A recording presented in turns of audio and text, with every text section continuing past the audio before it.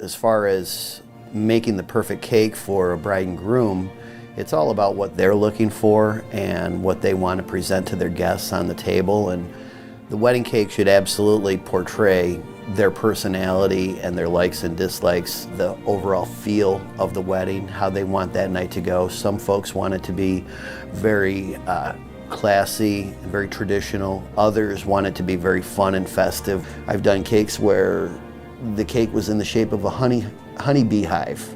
That was just the cat's meow. I stood back after I finished that cake and I was like, wow, these people really did something special.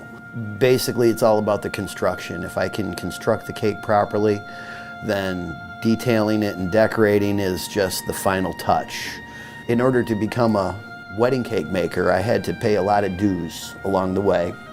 I had a couple of really fabulous jobs that I learned so much at. I started out as a pastry chef. My impression of that cake should be that it should be light, moist, flavorful, delicious, and it should taste like it just came out of the oven.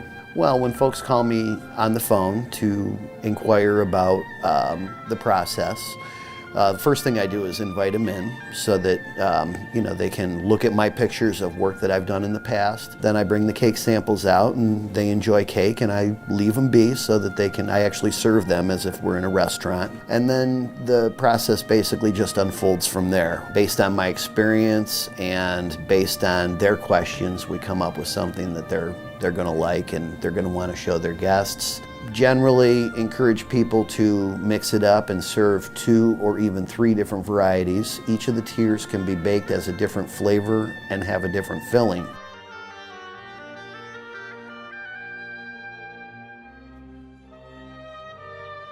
Sometimes I do cookies, tea cookies, for the brides and the grooms to serve with coffee. Sometimes I do a full pastry spread so that they can have a big sweets table presentation.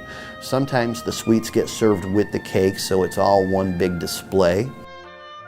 When I get my thank you cards in the mail, generally speaking, the comments are that, yeah, it looked great, but it was so delicious that people are still talking about it, even if it's maybe 3, 4, 5, 6, 7 years later.